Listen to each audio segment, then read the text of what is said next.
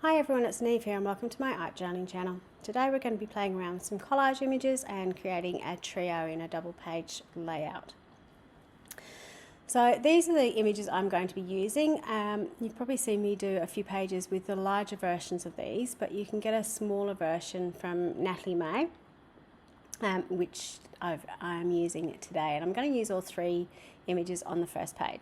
But first of all, I'm sealing my page with some clear gesso. I don't know why I use clear gesso. I hate this clear gesso because it is really grainy and horrible, especially when I was just going to put acrylic paint down anyway. I don't know what I was thinking. I obviously thought I was smarter than I was, but each to their own. I'm not a fan of clear gesso that's got some grit in it. Yes, so onwards and upwards. Anyway, I have sealed the background with some olive paint, and then I have put on a little bit of the fur spray, and I'm rubbing the excess away. I also add a little bit of water to this because I want to water it down. I'm fascinated using the gloss sprays, but then spritzing the water so you get this almost watercolor effect over the background. Now I'm going in with some lime, and again I'm going to spritz it with water and drop some other colors in, and you can sort of see how it wicks and expands. So it's just a really cool way of creating some different effects on your page. Once I have dried that down, and there's a fair amount of water on that page, so it takes a little while, I'm going to work on my collage images.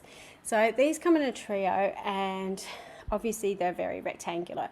So I'm going to cut some shape into them. So each of these girls is going to get a lovely beehive hairdo, or a bun hairdo, however you choose to do it. So I'm just going to cut in and around, and yes, I'm cutting off some of the image, but that's okay. It'll all work out in the end. But I do want to sort of maintain the majority of what's happening in their hair as I do that. I've also cut off around the edges of their face because I want to make sure that everything's blended together as much as possible. Next, I'm going to add some bodies to my images. So I'm just using where the heads and shoulders are of the page, or of the collage image, and then using that to create the body for my little dolls. So I've chosen to use maps, and the reason for that is when I ended up doing these, particularly the large pages, they just all work together really well. And the quotes I used on them totally accidentally sort of all had this,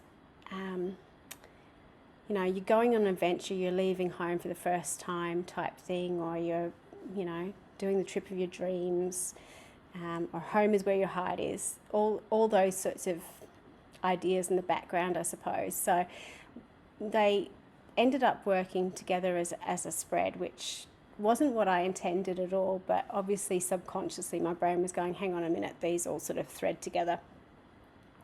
I'm just going back into my book now. It's slightly more dry, and creating a background. So I'm first of all starting off and creating like vignette around the edges, darkening them up with a little bit of watered down marine, and just wiping away again. Then, because I knew I wanted it to be similar to what I had in the background with those images, so I'm going in with some stars and creating sort of like this starry night. Then I'm going to paint in some hills as well, and this is going to ground my images, so to speak. They're already going to be touching the edges, but it's just going to help it make a little bit more sense. Once I've done that, I'm going to lighten the foreground a little bit by mixing in some evergreen. I'm also going in with my Spillo Woody pencils and just adding a little bit of texture, blending it with my fingers, so I get this beautiful effect over the top. If you want to blend images really easily, use put a bit of heat on, and that will help to blend it really easily.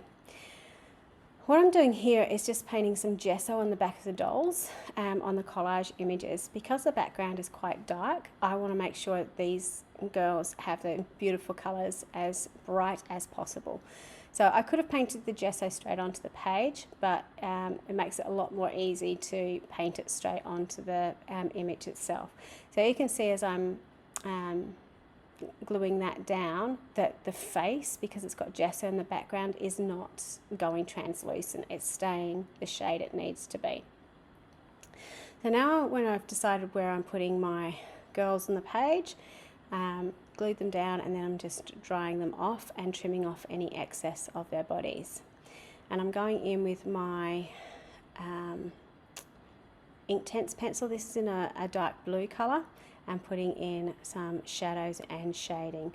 I'm also making sure that I'm putting in some shading into the hair to give it a little bit of shape. So you get this effect of, you know, there's three buns sitting on top of each other.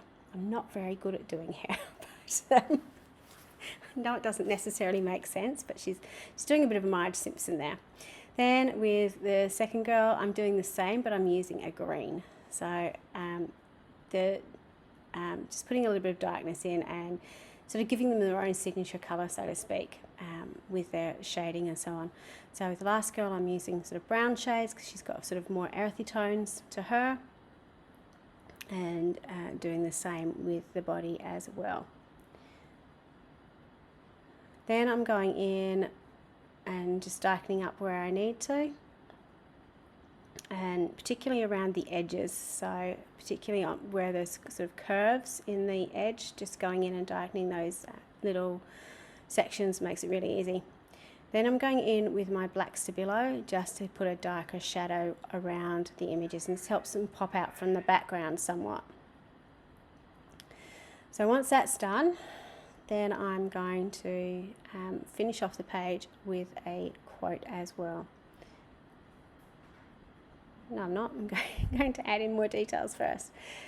Once I get started on my steel oil pencil, I tend to get a little bit heavy-handed with it. So anywhere I think I need a shadow, I'll probably go back in and put some more in.